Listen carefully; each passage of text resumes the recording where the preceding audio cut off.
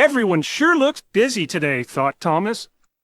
He was on the hill overlooking the Brendam docks. From above the busy harbor, Thomas could look down and see all of the other engines working hard. Maybe I can do something to help. And down he went. When Thomas arrived at the docks, the other engines were bustling around.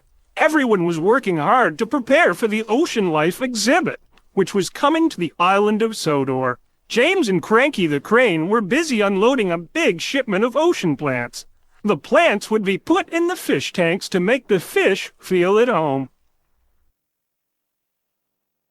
"Can I help?" asked Thomas.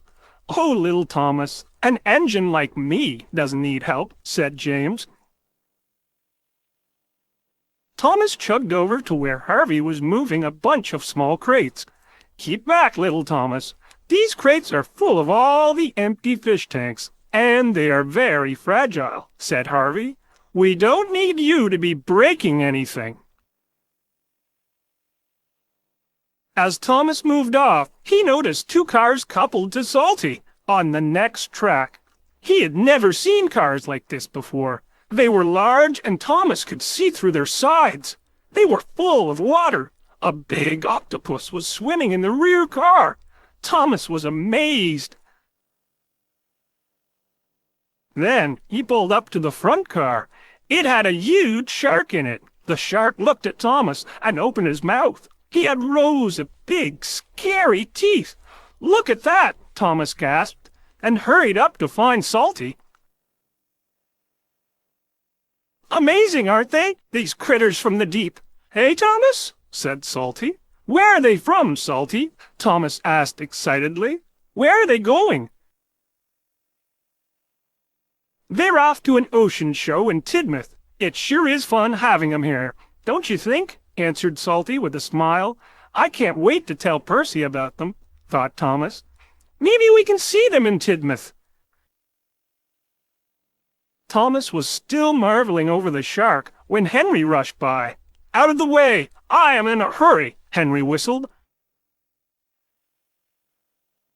"Don't fret, Thomas," said Salty. "Little engines can be mighty handy at times." "Thanks, Salty," peeped Thomas sadly. "Maybe there's something I can do back at the station."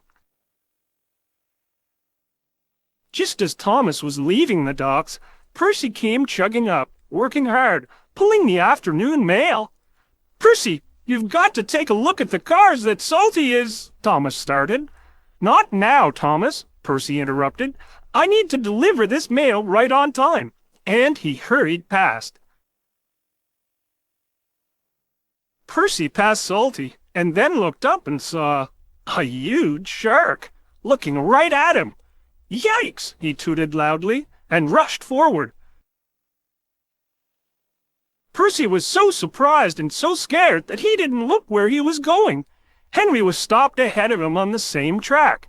He was waiting for Harvey to cross with his fragile load.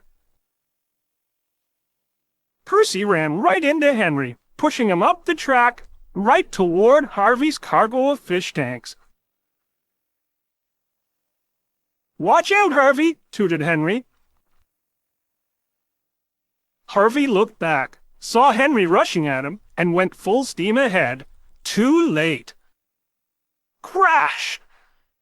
Henry crashed into Harvey's freight car. Harvey's freight car tipped off the track and the coupling snapped. Harvey, still at full steam, rushed forward. He ran right into James. James was pushed off the track, which startled Cranky. Cranky let go of the crate he was carrying. The crate fell right onto James and burst, covering him with seaweed. Thomas saw what happened and came hurrying back to help. His smaller size made it easy for him to fit between all the bumped engines and broken crates. First, he helped pull Percy back on the track. Then he kept the freight cars in order, while the spilled mail and all the broken crates were cleaned up. Finally, he helped Harvey put James back onto the track, and he didn't even tease James about his green face. Later, when everything was in order again, he went to look at the shark, whose car was sitting on a siding. Salty pulled up beside him. "Well, Thomas, I knew you'd find some way to prove what a really useful engine you are," he said. Thomas smiled and looked back at the shark, who gave him a big wink. The end. Look for Down at the Docks and other exciting Thomas adventures from Random House wherever books are sold.